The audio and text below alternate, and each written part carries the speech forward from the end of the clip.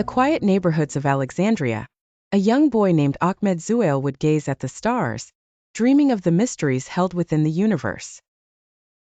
Born in 1946, Ahmed's curiosity was boundless, a trait encouraged by his supportive family. His mother, a schoolteacher, instilled in him a love for learning, while his father, a bicycle shop owner, demonstrated the value of hard work and perseverance.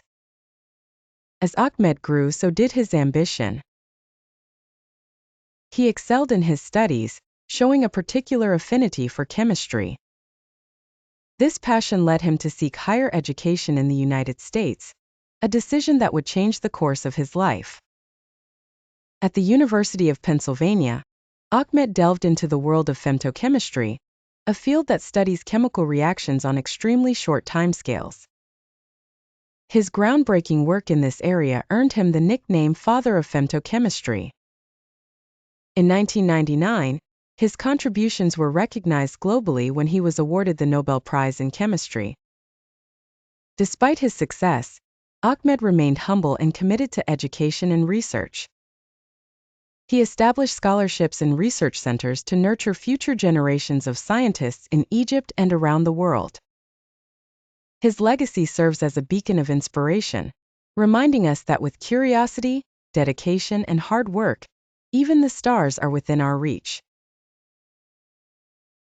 In a bustling city where dreams were vast and opportunities seemed scarce, lived a young woman named Amina. She worked tirelessly in a small bookshop, nestled between towering skyscrapers, that whispered stories of adventures and wisdom from every corner of the world. Amina's parents had always emphasized the importance of education and perseverance, instilling in her a belief that hard work could open doors to unimaginable possibilities. Despite the long hours and modest wage, Amina nurtured an insatiable thirst for knowledge. She would diligently read every book that found its way into the dusty shelves of the shop, from ancient philosophy to modern science fiction. Her mind became a treasure trove of facts and ideas, a beacon of creativity and wisdom.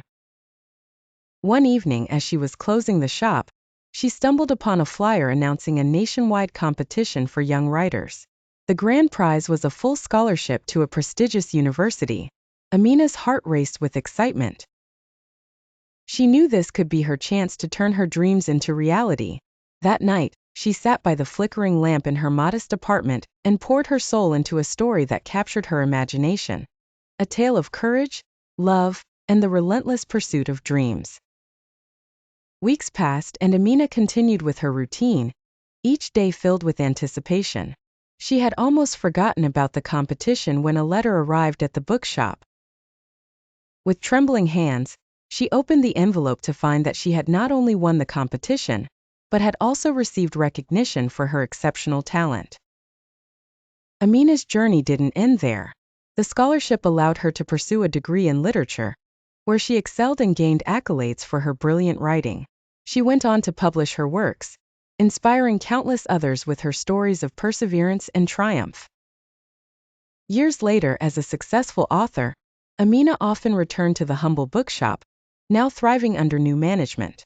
She would tell the tale of her journey to anyone who would listen, reminding them that success is not a destination but a journey paved with determination, hard work, and an unyielding belief in oneself. And so, the story of Amina became a beacon for those who dared to dream, a testament to the power of persistence and the endless possibilities that await those who strive with all their heart. The Pomodoro technique is a time management method developed by Francesco Cirillo in the late 1980s. It's designed to improve work and study productivity by encouraging short bursts of focused activity followed by deliberate breaks. Derived from the Italian word for tomato, a nod to the tomato-shaped kitchen timer Cirillo used as a university student, the technique has gained widespread popularity for its simplicity and effectiveness. In essence, the Pomodoro technique consists of the following steps. First, decide on the task you need to complete. Set a timer for 25 minutes, which is referred to as 1 Pomodoro. During this time, focus entirely on the task at hand, avoiding any interruptions or distractions. When the timer goes off, you've completed 1 Pomodoro. Take a short break of 5 minutes to rest and recharge. Use this time to step away from your work, stretch, or do something relaxing. After 4 Pomodoros, take a longer break, typically 15 to 30 minutes, to rest more deeply and rejuvenate. This cycle helps manage mental fatigue and maintain high levels of focus and productivity. One of the fundamental principles of the Pomodoro technique is to prioritize and protect periods of focused work. By working in time-bound sessions, individuals train their minds to concentrate on a single task, which can be particularly beneficial in an age where multitasking is often the norm. The technique also encourages regular evaluations of productivity. At the end of each work session, individuals can reflect on their progress and make necessary adjustments to improve efficiency. This incremental approach to productivity helps reduce procrastination and increase motivation, as tasks are broken down into manageable intervals. The Pomodoro technique is versatile and can be adapted to various work and study contexts. For example, it can be tailor-fitted for students preparing for exams, professionals managing projects, or even creative writers overcoming writer's block. By structuring time into focused intervals, the technique fosters a disciplined approach to managing tasks and deadlines.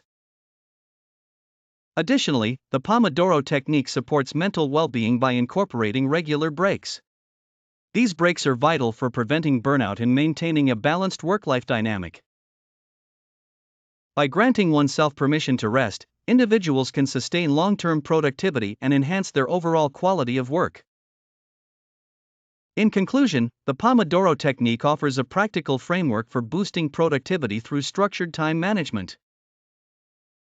Its effectiveness lies in its simplicity and adaptability, making it an invaluable tool for anyone looking to optimize their work or study habits.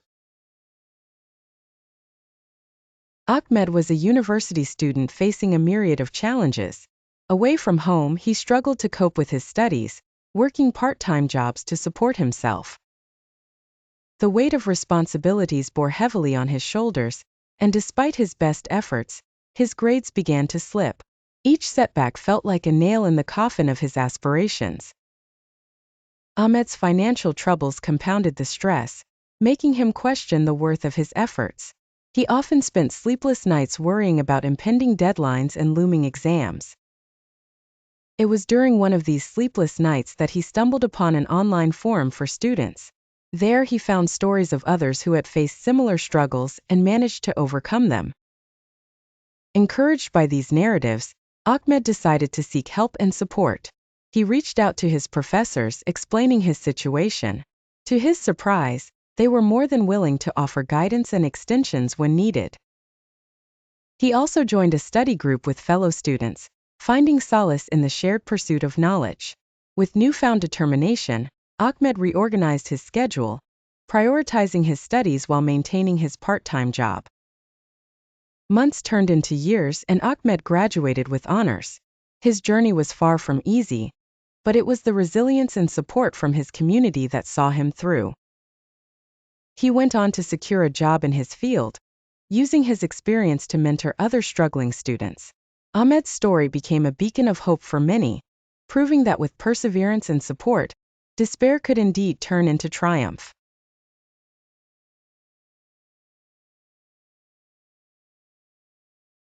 In a bustling middle school, there was a student named Liam who had a reputation for being tough.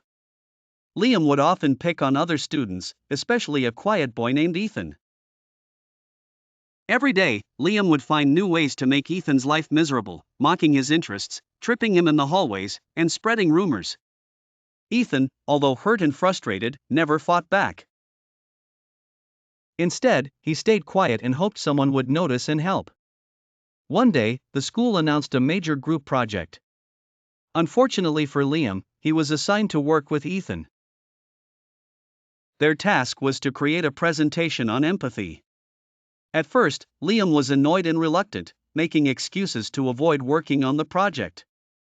But the deadline was approaching fast, and he realized he had no choice but to collaborate with Ethan. As they started working together, Ethan's genuine passion for the topic of empathy began to shine through. He suggested ideas, brought research, and his quiet determination impressed Liam. Despite his initial resistance, Liam found himself listening more and more to Ethan. During their discussions, Ethan shared personal stories about what it felt like to be on the receiving end of unkindness. Liam sat in silence, absorbing Ethan's words, a knot forming in his stomach. He had never truly considered the impact of his actions. As they rehearsed their final presentation, they had to present their findings and personal experiences. Ethan, with a trembling voice, shared his own story of being bullied, though he didn't directly name Liam.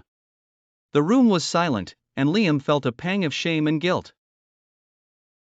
After the presentation, their teacher commended them, particularly highlighting Ethan's courage and vulnerability. During the applause, Liam looked around and realized the truth in Ethan's words. The next day, during lunch, Liam found Ethan sitting alone. Taking a deep breath, he approached him. Ethan looked up, surprised and cautious. Liam sat down and after a moment of hesitation, spoke softly, "Ethan, I'm sorry for everything. I didn't understand how much I was hurting you." Ethan was silent for a while, then nodded, "It means a lot to hear you say that." By choosing to apologize, Liam took the first step toward making amends. From that day on, Liam made a conscious effort to be kinder, not just to Ethan, but to everyone. Slowly, he began to shed his tough reputation, realizing that true strength came from understanding and kindness. The two boys, once at odds, started to form an unlikely friendship, showing everyone that change is possible and that empathy can bridge even the deepest divides. In a small village surrounded by rolling hills and whispering forests, lived a young man named Ahmed.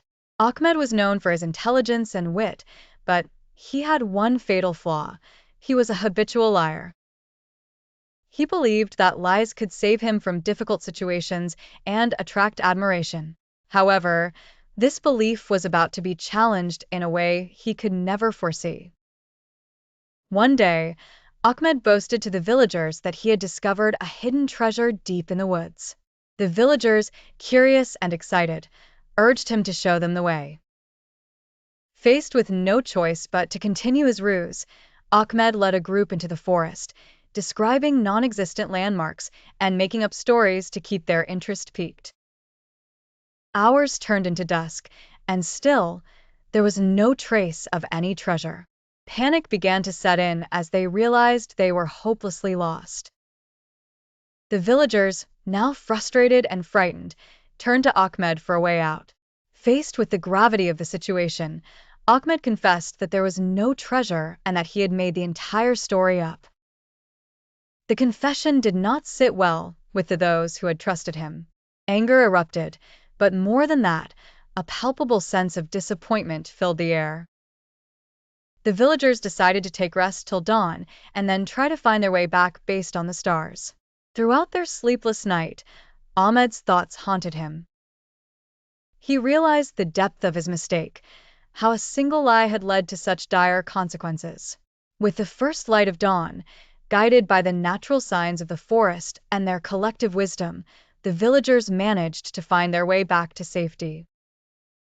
Upon returning, Ahmed stood before the village elders and admitted his faults, pledging never to utter another lie again. His vulnerability in that moment marked a significant change within him. The elders, moved by his genuine repentance, decided to forgive him but imposed a condition: Ahmed must earn back the trust he had lost through acts of service and honesty. Over the years, Ahmed transformed into a truthful and reliable figure within the community. His journey from deceit to integrity became a lesson for all. Indeed, the path of lies may seem easy and alluring, but only truth and honesty can lead one to true safety and lasting respect. In the bustling streets of 10th century Bokhara, a young boy named Avicenna, or Ibn Sina as he was also known, would often be found with his nose buried in a book. Born in 980 AD, his prodigious talent for learning became evident at an early age. Raised in a family that valued education, Avicenna was immersed in the study of the Quran, literature, and later medicine. His intellectual curiosity knew no bounds and led him to master a wide array of disciplines, from metaphysics to pharmacology, from logic to astronomy. By the age of 18, Avicenna had become a physician, treating the Emir of Bokhara and earning access to the royal library, a treasure trove of knowledge that would further fuel his insatiable quest for learning. His medical texts, most notably the Canon of Medicine, eventually became the cornerstone of medical education in both the Islamic world and Europe for centuries to come. Avicenna's life wasn't without its challenges. He lived through political upheavals and personal adversities. He was imprisoned and exiled, yet these trials only seemed to hone his philosophical and scientific acumen. His ability to synthesize knowledge from various fields earned him the title of the Prince of Physicians. One notable incident in his life was his encounter with the puzzles of Aristotle's metaphysics, which baffled him until he found a commentary by Al-Farabi, further igniting his passion for philosophy. Avicenna's contributions went beyond medicine. He was also a prolific writer with works spanning multiple genres, including poetry and music theory. His encyclopedic mind and relentless pursuit of knowledge left an indelible mark on the world, establishing him as one of history's greatest polymaths. His legacy continues to inspire scholars, physicians, and philosophers to this day, a testament to the enduring power of intellectual curiosity and resilience. The story of Ibn Sina serves as a brilliant example of how the thirst for knowledge and the will to overcome adversity can lead to extraordinary achievements. The Islamic civilization, spanning from the 7th century onward, is known for its significant contributions to various fields of knowledge and culture. Originating in the Arabian Peninsula, it quickly expanded through vast regions, including the Middle East, North Africa, parts of Europe, and Asia. The civilization thrived under various caliphates and empires such as the Umayyads, Abbasids, and Ottomans, fostering a golden age of science, philosophy, medicine, and arts. Scholars in the Islamic world made groundbreaking advancements in mathematics, geometry, and astronomy, many of which formed the foundation for modern sciences. The translation of Greek, Persian, and Indian texts into Arabic preserved and enhanced ancient knowledge, creating a rich tapestry of intellectual interchanges. In medicine, figures such as Al-Razi and Ibn Sina, Avicenna, wrote comprehensive medical encyclopedias that remained authoritative for centuries. Architectural feats of the Islamic civilization, such as the Alhambra in Spain and the Blue Mosque in Istanbul, showcase their sophisticated aesthetic sensibilities and engineering prowess. The civilization's legacy endures in today's legal, educational, and cultural institutions, reflecting a deep reverence for knowledge and communal welfare. There was once a wise sage named Akram, who lived atop a serene mountain, surrounded by lush forests and babbling brooks. One day, a young boy named Karim embarked on a journey to seek Akram's wisdom. Karim had heard tales of the sage's profound insights and believed that Akram held the key to his future success. After a strenuous hike, Karim finally reached the sage's humble abode. Exhausted but eager, he knocked on the wooden door. Akram opened the door with a warm smile and welcomed the young boy inside. They sat down by the fireplace, and Karim wasted no time in expressing his desire to learn the secrets of success. Akram listened patiently and then said, "Before I share any wisdom, tell me what you believe success means." Karim thought for a moment and replied, "Success means having a lot of money, fame, and power." Akram smiled knowingly and said, "Let me tell you a story." He began, "Once, there was a young tree in the forest, eager to grow tall and strong. It looked at the other trees and envied their height and strength. But the young tree did not realize that these trees had deep roots, nourished by the earth and watered by the rain. As time passed, the young tree focused on growing its roots deep and firm.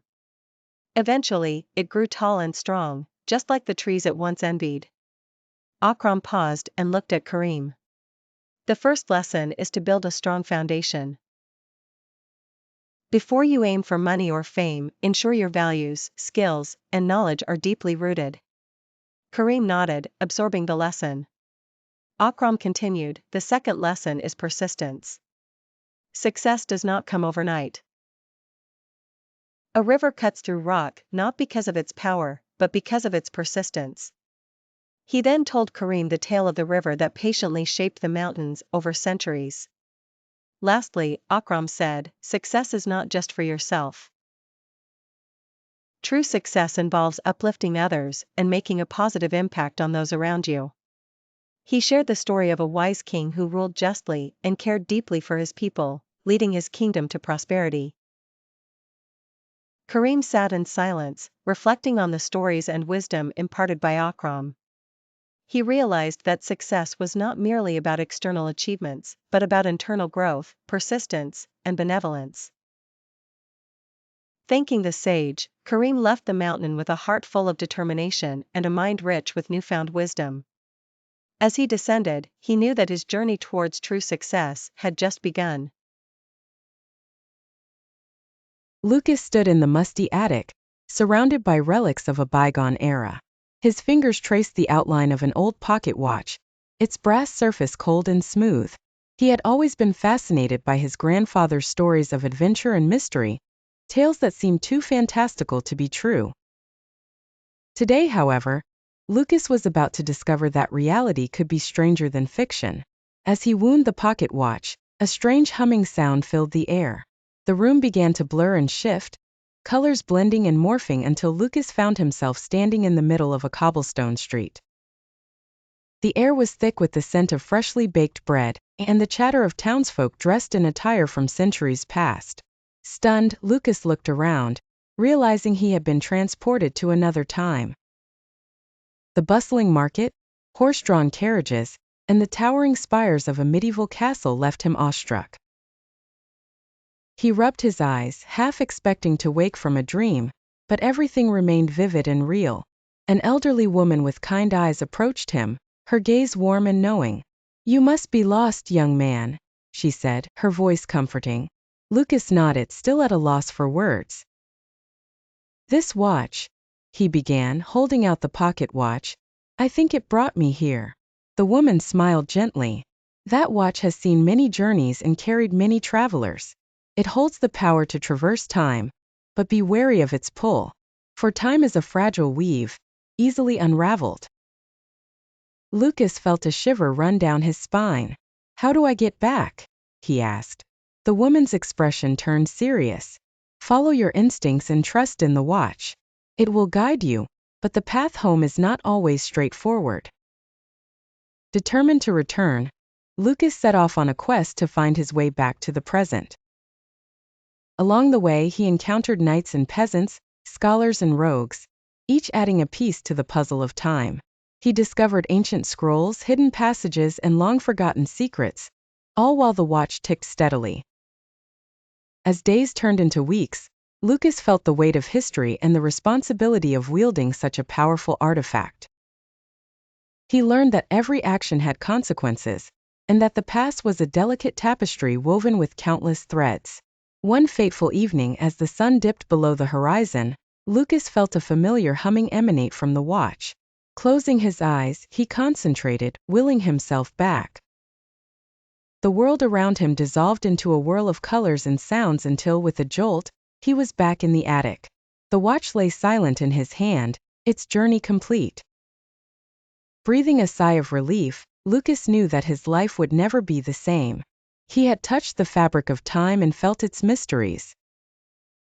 And though he had returned, the adventure had only just begun.